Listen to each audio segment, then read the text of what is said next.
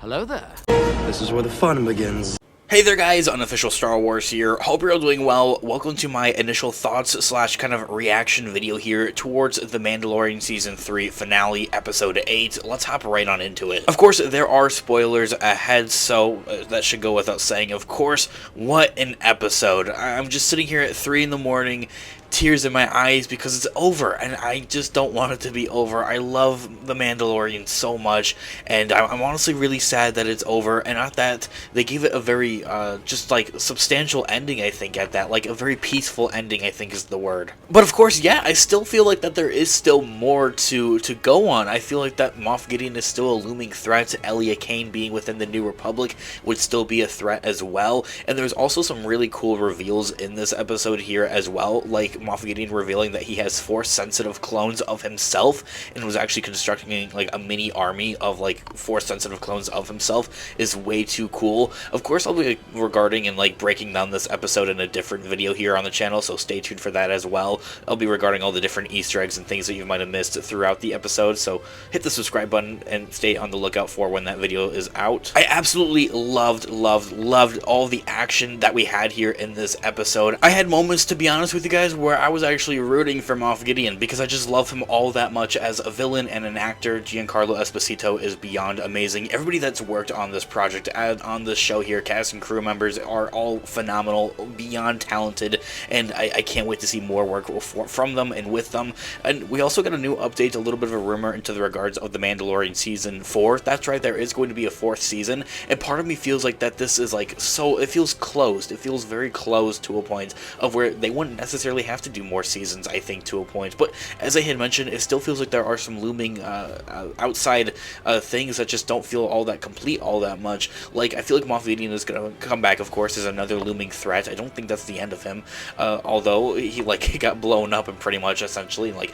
he's going to have some severe burns when we see him once again. And then also in the fact that I had also mentioned earlier on that Elia Kane is still a looming threat within the New Republic, and there could very well probably be more out there just like her. We also see all the other Imperial warlords that are just like Moff Gideon that are working for Thrawn and around Thrawn. So to see how all that also is going to also like unfold going forward in the Mandoverse, with the Ahsoka show coming out next, being the next big part of the Mandoverse and the next big live action Disney Plus Star Wars show coming out a little bit later this year in August, is going to kind of continue on the story of some of the Imperial remnants for sure. Was my one disappointment with this episode is that there was no post-credit scene. Actually, we got something on the Mythosaur. I already had a video talking about the Mythosaur, how I really wanted the Mythosaur to actually rise and everything like that, and be the kind of like the giant creature to like stomp out this Imperial base of Moff Gideon's essentially. But instead we had Axos crashing the Star Cruiser, the light cruiser rather, into the base actually, which was still really cool, don't get me wrong. But I was hoping that the Mythosaur would actually rise, but it does feel like something else that they're kind of just saving for a little bit later.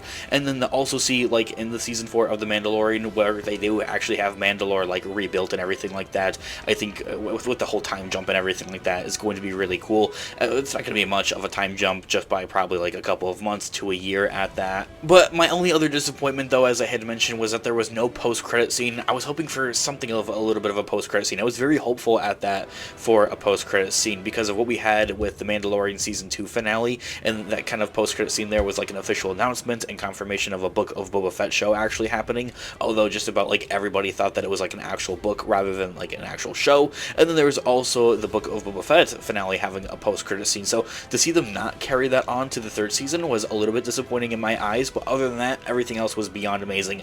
I would have liked to have the post-credit scene maybe focus somewhere on the Ahsoka show, giving us like a new look at it, or like a setup essentially for what we had with the Book of Boba Fett. And honestly, on the topic of the Book of Boba Fett, aside from like the Mandalorian Season 3 finale or any of its later episodes not having anything to do with Boba Fett, mentioning him or anything like that, and then same thing for Star Wars Celebration not like mentioning anything on a Season 2 for his show, was honestly kind of disappointing to a point. I'm a really big diehard Star Wars fan for Boba Fett. We also have the destruction of the Darksaber actually in this episode. Like, I'm very curious to see like where that goes forward, because for one thing, Moff Gideon takes it from Bo-Katan, crushing her hand and like crushing the Darksaber as well with his like exo kind of skeleton like overly strong Beskar suit, crushing the Darksaber. I was really kind of surprised at that. I thought that Moff Gideon would actually want the Darksaber lightsaber for himself, if for anything, and not want to break it actually. So to see it actually break and then get like blown up by the Star Cruiser here as well was very interesting, and I feel like that they're going to do something to set up for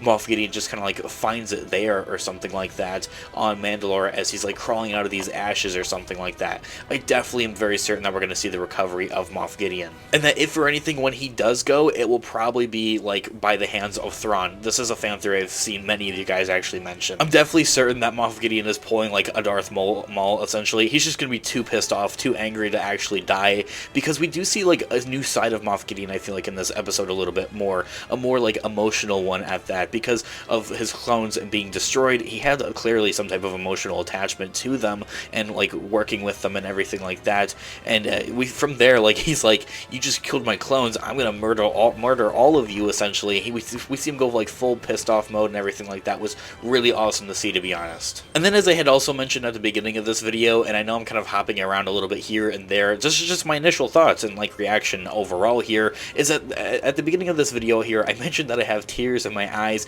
because of how beautiful the end of this episode was here. We just have Mando chilling on this like little house here. Very reminds me of like Obi-Wan Kenobi on Tatooine in A New Hope, with his kid Grogu kind of just out there chilling finally, and it just feels like really peaceful for these characters finally. And then also the fact that I was way too sad to see this show actually go. I've beyond enjoyed waking up every Wednesday for the last 8 weeks at 3 in the morning to just watch Mando and react to it with you guys, make these videos, make our breakdown videos, making the rumor videos, making the runtime videos, making the preview videos here on the channel has been beyond nothing but like exciting for me, and something that I look forward to every single week. And I know for some reason a lot of people didn't think that this season of The Mandalorian was quote-unquote as special or as exciting as Season 2, but to me, and in my eyes, it was nothing less of Season 2, and I enjoyed every bit of it. I feel like it still had that element of surprise and that overall speciality to it as Season 2 and as Season 1 did at the same time. So I just feel like the overall Mandalorian show has something special because of its origins,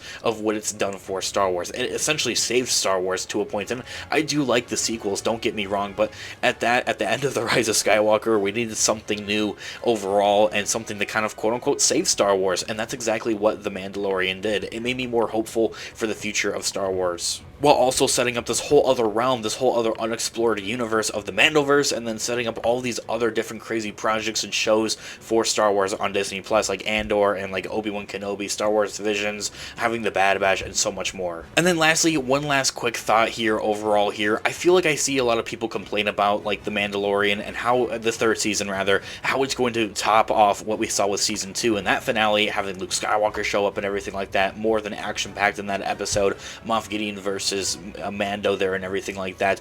And you've seen, I've explained this in other Mandalorian Season 3 related videos, of what you're seeing essentially with what the MCU is going through with Marvel Studios. If you're a Marvel fan, I have a Marvel channel linked in the description down below, of where you have this all-time hype with Avengers Endgame being Mando Season 2 and its finale. You're going to have to take a step back and like recoup essentially and bring the standards back down, and that's exactly what the third season of The Mandalorian did in a way, and I'm very hopeful for Season 4 and Season 5 even, and forward, and so much more of wherever they bring the story. Anyway, this has been my quick initial thoughts and overall like reaction here to the latest episode of The Mandalorian, the finale, episode 8 of Season 3. I would love to hear what you guys all think in the comment section down below. I'm always looking forward to seeing what you guys have to say here, so let me know what you guys thought about the finale of The Mandalorian Season 3. I would love to hear what you guys think in the comments down below. Guys, thanks so much for watching today's video. I'll catch you guys in the next one. Have a great one, guys. May the Force be with you as always. Peace out.